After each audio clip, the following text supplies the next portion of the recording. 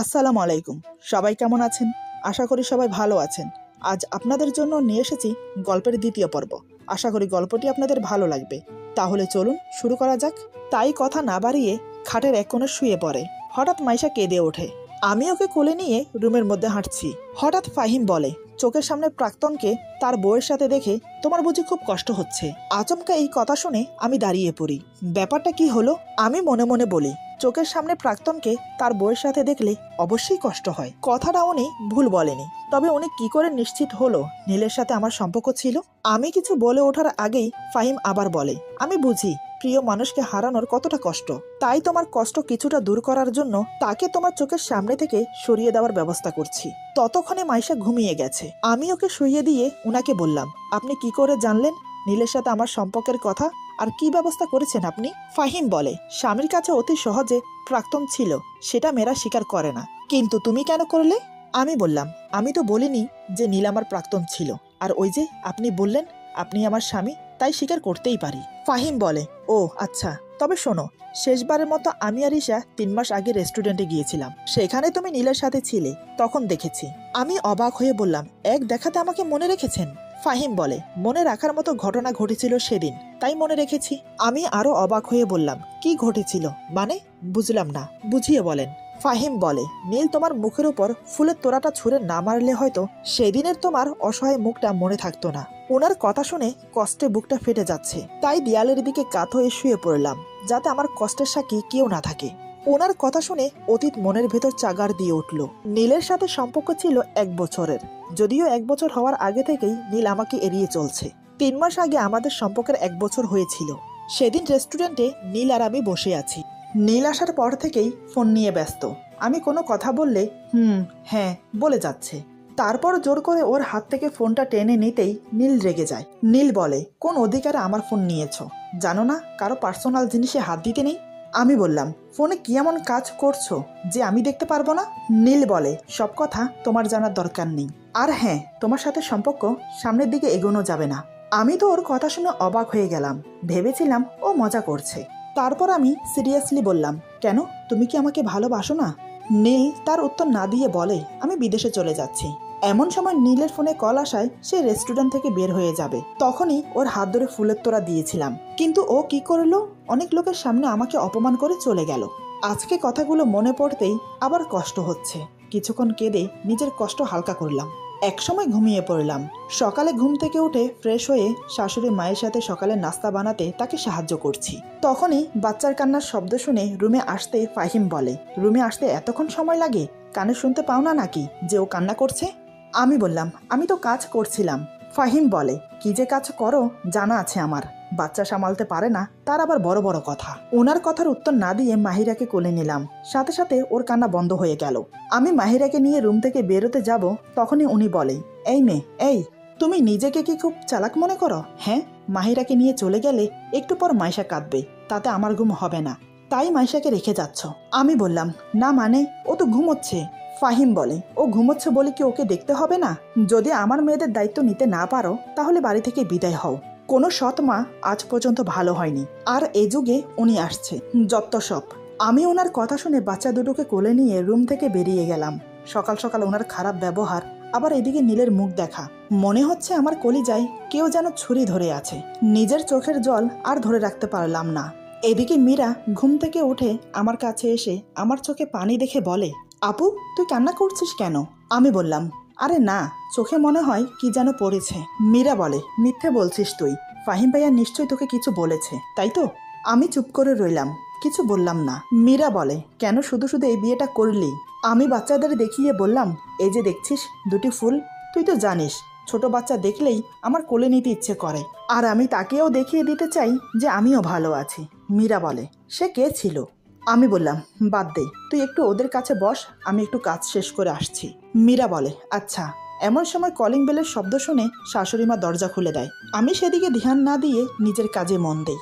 একসময় আমি কাজ শেষ করে ড্রয়িং রুমের দিকে আসতেই দেখি আমার বাবা মা, মীরার বাবা মা এবং নীলের মা বাবাও এসেছে। সবকিছুই ঠিক আছে, কিন্তু আমার মা বাবাকে দেখে তো আমার ভয় করছে, কারণ তারা নীলকে চেনে। তারা নীলকে দেখলে তো মীরা সব জেনে যাবে। এখন কি করব ভেবে পাচ্ছি না। সবার সাথে দেখা হওয়ার আগে আমার নীলের কাছে যাওয়া উচিত। ও যাতে আমার মা বাবার সামনে না যায়। এমন সময় ফাহিমের সাথে নীল ড্রয়িং রুমে প্রবেশ করতেই আমার বাবা বলে, তুমি আমার মেয়েকে ঠকিয়ে মীরাকে বিয়ে করেছো? তোমার লজ্জা হওয়া উচিত। যে মেয়েকে ঠকিয়েছো আবার তার বোনকে বিয়ে করেছো। তোমার বাবা মাকে দেখে তো মনে হয় ভদ্রলোক, কিন্তু ছেলেকে ঠিকমতো শিক্ষা দিতে পারেনি। বাবার কথা শুনে মীরার মা অবাক হয়ে বলে, এসব কি বলছেন? এই ছেলের সাথে ইবার সম্পর্ক ছিল? বাবা বলে, হ্যাঁ, ইবা আমাদের কাছ থেকে কখনো কোনো কিছু লুকিয়ে রাখেনি। ওদের সম্পর্কের কথা জানানোর পর আমি ছেলেটার ব্যাপারে খোঁজ খবর নেই, সব ভালো শুনি। তারপর বিয়ের ব্যাপারে কথা বলার জন্য পরিবারের কাছে যাব, তখনই ইভা জানায় ও নীলকে বিয়ে করবে না। তখন বুঝতে না পারলেও এখন বিয়ে না করার কারণ বুঝলাম। তোমার মতো ছেলেকে বিয়ে না করে ভালোই করেছে আমার মেয়ে। নীলের বাবা মা আমার বাবার কথা শুনে মাথা নিচু করে দাঁড়িয়ে আছে। কি বলবে, তারা কোনো ভাষা খুঁজে পাচ্ছে না। মীরার বাবা বলে, ছি ছি ছি, তোমাকে আমার মেয়ের জামাই ভাবতেও লজ্জা করছে। ফাহিম বলে, আঙ্কেল, যা হবার হয়ে গেছে, এখন ওদের বিয়ে মেনে নেন, ওরা সুখী হবে। মীরার বাবা বলে, অসম্ভব। যে ছেলে ইবার ভালোবাসার মূল্য দেয়নি, ও কি করে সংসারের মূল্য দেবে? ফাহিম বলে, দেখুন আঙ্কেল, নীলের অতীত ইভা আর বর্তমান মীরা। অতীতের কথা ভেবে বর্তমান নষ্ট করা ঠিক না। আর হ্যাঁ, এখন এবার বিয়ে হয়ে গেছে, ও কিন্তু নীলের জন্য বসে থাকেনি। তাহলে নীল বিয়ে করলে ক্ষতি কি? মীরা সবকিছু মেনে নিয়ে সংসার করলে আপনাদের সমস্যা থাকার কথা না। আমি এতক্ষণ দাঁড়িয়ে মীরাকে লক্ষ্য করছিলাম। নীলের সাথে আমার সম্পর্কের কথা মীরা জানার পরেও কিছু বলছে না কেন? খুব স্বাভাবিক হয়ে আছে কেন? আমি মীরার পাশে গিয়ে দাঁড়িয়ে বললাম, আমার সাথে একটু এদিকে আয় তো। মীরা বলে, কেন? আমি বললাম, আগে আয়, তারপর বলছি।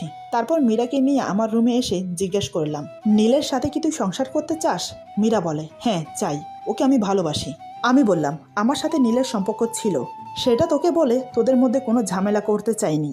আমি জানতাম না আজ বাবা মা আসবে, নয়তো কেউ জানতো না আমাদের সম্পর্কের কথা। কিন্তু তুই বিশ্বাস কর, নীল তোকে সত্যিই ভালোবাসে। হঠাৎ মীরা আমাকে চমকে দিয়ে বলে, আমি তো আগে থেকেই জানতাম তোদের সম্পর্কের কথা। ওর কথা শুনে আমি যেন আসমান থেকে পড়লাম। কি বলছে ও? আমি অবাক হয়ে বললাম, কি, তুই আগে থেকে জানিস? মীরা বলে, না মানে ওই আর কি। আমি বললাম, মীরা, তুই সত্যি কথা বলতো, তুই আমাদের সম্পর্কের কথা জানিস?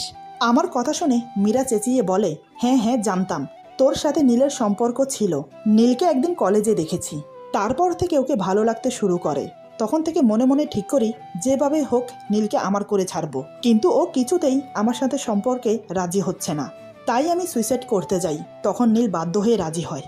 কিন্তু সম্পর্কের কিছুদিনের মধ্যে বাবা আমার বিয়ে ঠিক করে। ওর পুরো কথা শোনার আগেই আমি ওর গায়ে ঠাস করে থাপ্পড় দিলাম, সাথে এটাও বললাম, তুই কোনোদিন আমার সামনে আসবি না। এবার বুঝতে পারলাম নীলের ভুল থাকলেও পুরো দোষ মীরা করেছে।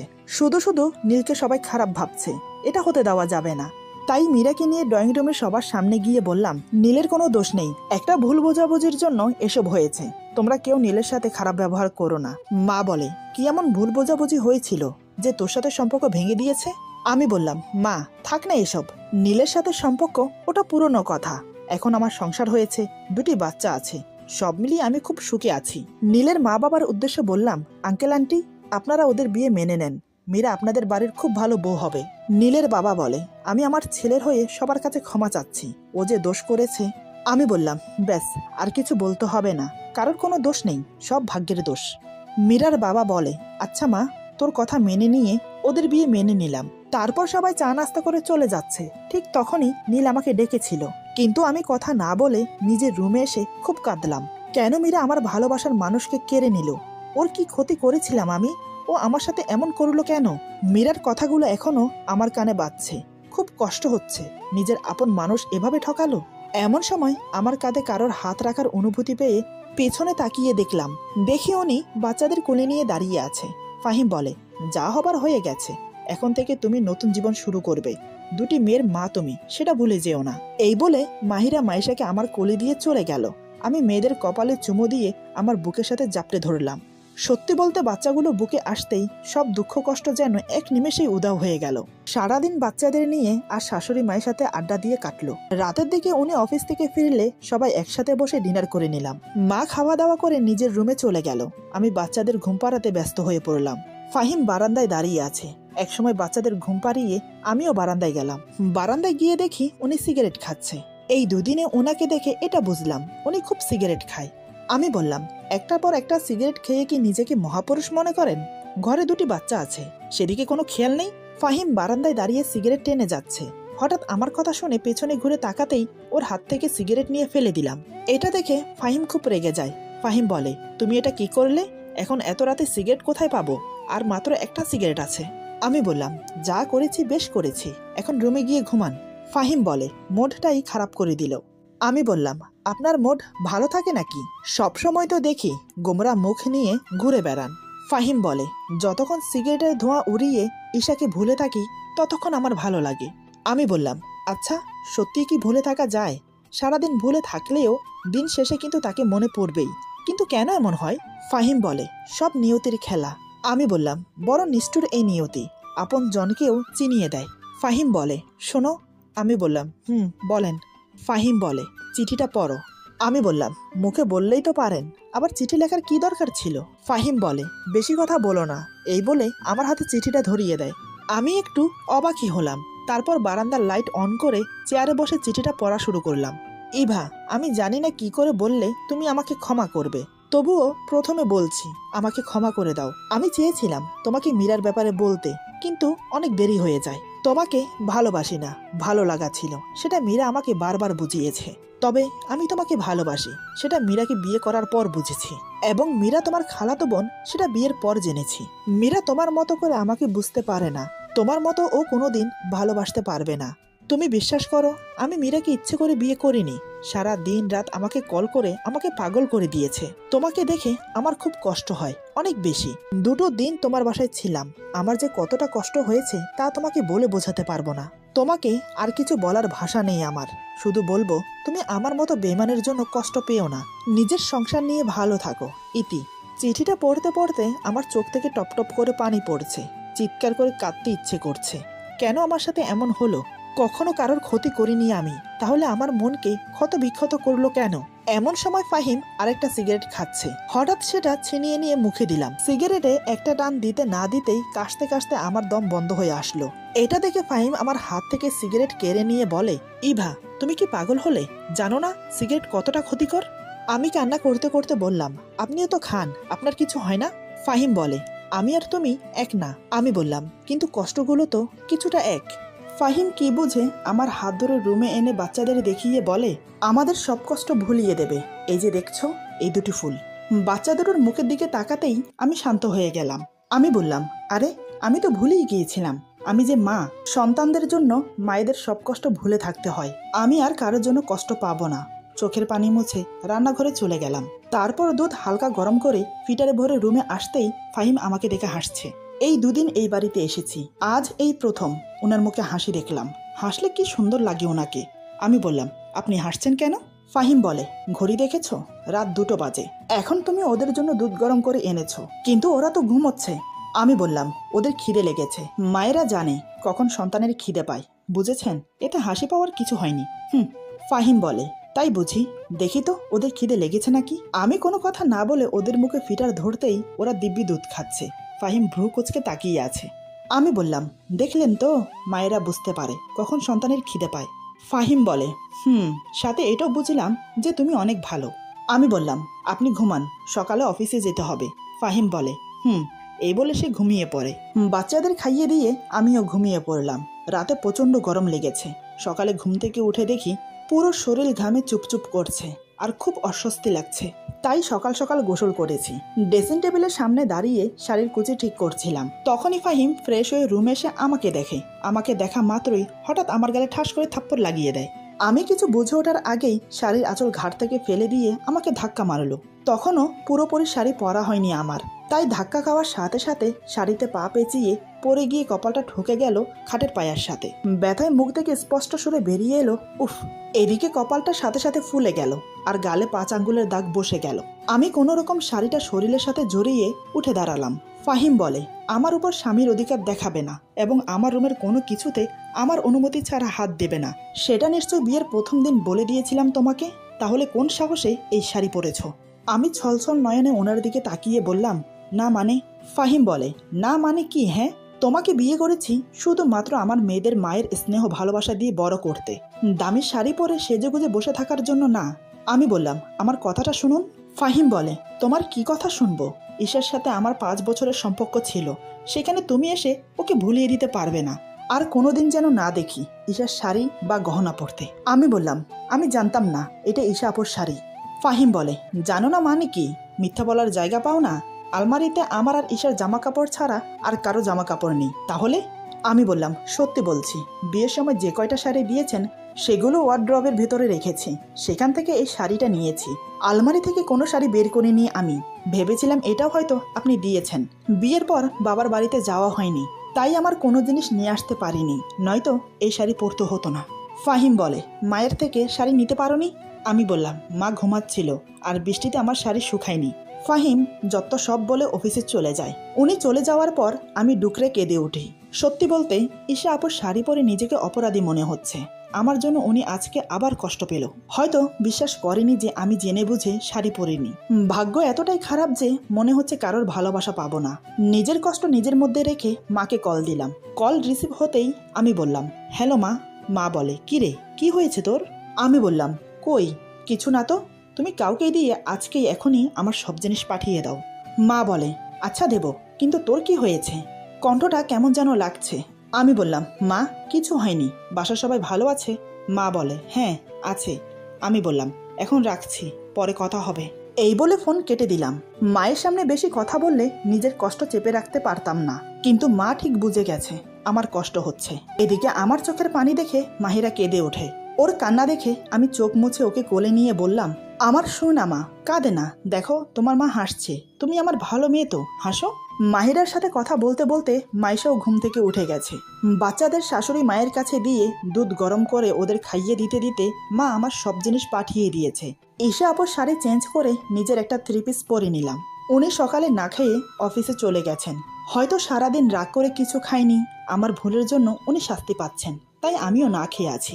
সারাদিন রুমে ভালো লাগছে না, তাই সন্ধ্যায় বাচ্চাদের নিয়ে মায়ের রুমে তার সাথে বসে গল্প করছি।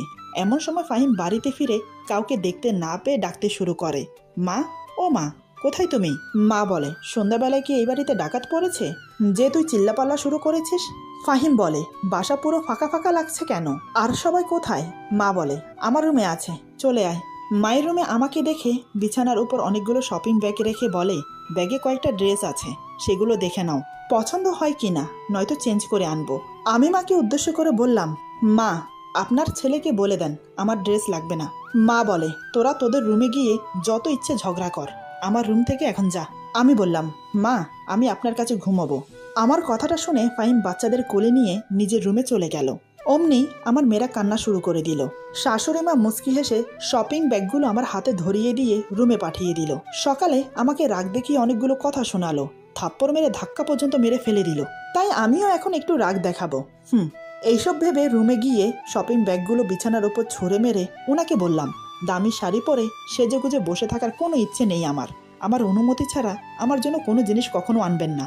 আমার রাগ দেখে ফাহিম বলে, আমার সাথে রেগে কথা বলবে না একদম। আমি বললাম, আপনার সাথে কথাই বলবো না, তাহলে হবে তো? ফাহিম বলে, বেশি বোঝো তুমি, তাই না? আমি বললাম, কথা বললেও দোষ, আবার কথা না বললেও দোষ? ফাহিম বলে, হ্যাঁ, কোনো কথা না, খাবার বারো, যাও। আমি কথার উত্তর না দিয়ে রুম থেকে বেরিয়ে গেলাম। টেবিলে খাবার বেড়ে রেখে আবার রুমে চলে আসি। আমি আসতেই ফাহিম বেরিয়ে গেল। একটু পরে দেখি ফাহিম একটা প্লেটে খাবার নিয়ে রুমে চলে আসে। ফাহিম বলে, খেয়ে নাও। আমি বললাম, খাবো না। ফাহিম বলে, আমাকে দিয়ে বেশি কথা বলিও না। আমি বললাম, আপনাকে তো বলিনি আমার সাথে কথা বলতে। ফাহিম বলে, বুঝেছি, কথা বললে কথা শুনবে না। এই বলে উনি এক হাত দিয়ে আমার গাল চেপে ধরে আরেক হাত দিয়ে আমার মুখে খাবার দিয়ে বলে, চুপচাপ খেয়ে নাও, কথা বললে সারা রাত বারান্দায় দাঁড় করিয়ে রাখবো। এই কথা শুনে আমি কথা না বলে খেয়ে নিলাম। খাওয়া শেষ হলে আমি শুয়ে পড়ি। ফাহিম বলে, সকালের খারাপ ব্যবহারের জন্য সরি। আমি বললাম, ঠিক আছে, কিন্তু আপনার দেওয়া কোনো জিনিস আমি নেব না। ফাহিম অবাক হয়ে বলে, কেন কেন? আমি সরি বললাম তো। আমি বললাম, যেদিন আপনি নিজে থেকে ভালোবেসে জিনিস দেবেন, আপনার উপর আমার অধিকার থাকবে, সেই দিন আপনার দেওয়া জিনিসগুলো নেব। আমার কথা শুনে ফাহিম কিছু না বলে মুখ ঘুরিয়ে নিল। আমার কথাগুলো হয়তো কখনো সত্যি হবে না, তাই হয়তো কোনো উত্তর দিতে পারিনি। আমি আর কোনো কথা বাড়ালাম না, চুপচাপ ঘুমানোর চেষ্টা করলাম। একসময় ঘুমিয়ে পড়লাম। সকালে ঘুম থেকে উঠে ফ্রেশ হয়ে নিলাম, কিন্তু ওনাকে ডাকলাম না, কারণ আজ ওনার অফিসের ছুটি, তাই পড়ে পড়ে ঘুমোচ্ছে। আমি রান্নাঘরে গিয়ে সকালের নাস্তা বানিয়ে ফেললাম। নাস্তা টেবিলে সাজিয়ে মা আর ওকে ডাকলাম। তারপর সবাই মিলে একসাথে নাস্তা করলাম। দুপুর 12টার দিকে আমি বাচ্চাদের গোসল করিয়ে ছোট বাথটবের পানি ওয়াশরুমে ফেলতে যাব। হঠাৎ উনি কোত্থেকে আমার সামনে এসে পড়ে। আমি দেখতে না পেয়ে ওনার সাথে ধাক্কা খাই। যেহেতু বাথটবের পানি ফুল ছিল তাই আমি সামলাতে পারিনি, আমার হাত ফসকে পড়ে যায়। আমিও টাল সামালতে না পেরে পড়ে যেতে চাইলে উনি হাত ধরে ফেলে, কিন্তু শেষ রক্ষা হলো না। উনিও সেই পানিতে পা পিছলে আমাকে নিয়ে মেঝেতে পড়ে যায়। আসলে বাথটবে সাবান আর তেল মিশ্রিত পানি ছিল, যেটা মেঝেতে পড়ে পিচ্ছিল হয়ে গেছে। উনি আমাকে নিয়ে পড়ার সাথে সাথে আমরা একে অপরকে জড়িয়ে ধরি। ঠিক সেই মুহূর্তে ওনার ঠোঁট ছুঁয়ে যায় আমার ঠোঁটে। তখনই আমি শিহরিত হয়ে উঠি। আমার নিঃশ্বাস বড় বড় শ্বাসে পরিণত হয়েছে। পুরো শরীরে যেন আগুনের লাভা ছুটে বেড়াচ্ছে। উনি উঠতে গিয়ে আবার আমার উপর পড়ে যায়। ঠিক প্রথমবারের মতো ওনার ঠোঁট আবার আমার ঠোঁটে ছুঁয়ে যায়। আমি নিচে, উনি আমার উপরে, কিন্তু এমন কিছু হবে উনিও ভাবতে পারেননি। আমি নিজের মধ্যে না থাকলেও উনি ঠিক স্বাভাবিক ছিল। এবার উনি সাবধানে উঠে দাঁড়ালো, তারপর আমার দিকে হাত বাড়িয়ে দেয়। আমি না চাইতেও বাধ্য হলাম ওনার হাত ধরে উঠতে। লজ্জায় চোখে চোখ মেলাতে পারছিলাম না, কিন্তু ভয়ও করছিল যদি উনি ভুল বুঝে আমাকে বকা দেয় তাই। কিন্তু না, উনি আমার দিকে এক নজর তাকিয়ে চলে গেল ফ্রেশ হতে। আমি ভেবেছিলাম উনি আমাকে বকা দেবে। আসলে এখানে ওনার বা আমার কারোর দোষ ছিল না।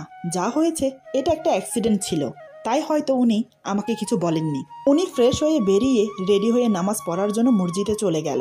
আমিও ঘরে পড়ে যাওয়া পানি পরিষ্কার করে গোসল করে ফ্রেশ হয়ে নিলাম। দুপুরে একসাথে সবাই খেতে বসলাম, কিন্তু আমি ওনার চোখে চোখ মিলাতে পারছিলাম না। তখনকার ঘটে যাওয়া ঘটনাটা বারবার মনে পড়ছে। উনি চুপচাপ খেয়ে দিয়ে রুমে চলে গেল। আমি বাচ্চাদের নিয়ে মায়ের কাছে চলে গেলাম। সারাদিন ওখানেই কাটিয়ে দিলাম। সন্ধ্যার দিকে কফি নিয়ে রুমে গিয়ে দেখি উনি খাটে হেলান দিয়ে বসে মোবাইল দেখছে। এই সময় উনি কফি খায়, এটা আমি জানতাম। আমি ওনার সামনে দাঁড়িয়ে কফিটা বাড়িয়ে দিতেই উনি কিছু না বলে নিয়ে নিল। কফিটা দিয়ে চলে আসবো, তখনই উনি বলে, এখানে বসো, কথা আছে। ওনার কথা শুনে বুকের ভেতরটা ধুক করে উঠল।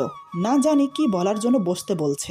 আমি খাটের এক কোণে গুটিসুটি মেরে বসলাম। উনি আমার মুখের দিকে অপলকহীনভাবে তাকিয়ে আছে, চেহারায় স্বাভাবিক ভাব, কিন্তু উনি এভাবে তাকিয়ে থাকাতে আমার খুব অস্বস্তি হচ্ছে। আচমকাই চেহারায় পরিবর্তন হয়ে গেল। চোখ মুখ লাল করে হঠাৎ আমাকে ধমক দিয়ে যা বলল তার জন্য আমি একটু প্রস্তুত ছিলাম না। ভাবতে পারিনি উনি এমন কিছু বলবে আমাকে। মানুষ যে কিভাবে এত খারাপভাবে মানুষকে আঘাত করে তা ওনাকে দেখেই বুঝতে পারলাম। আচ্ছা, উনি আমাকে কি মনে করে? আমি খুব খারাপ মেয়ে? তা না হলে উনি বারবার আমাকে এভাবে অপমান করে কেন? এরপর যা হলো, আজকের গল্প এখানে সমাপ্ত। গল্পের বাকি অংশ পেয়ে যাবেন আগামী পর্বে। আশা করি গল্পটি আপনাদের ভালো লাগবে। যদি ভালো লাগে তাহলে লাইক, কমেন্ট এবং সাবস্ক্রাইব করে আমাদের পাশে থাকুন। সবাই ভালো থাকুন, সুস্থ থাকুন। আল্লাহ হাফেজ।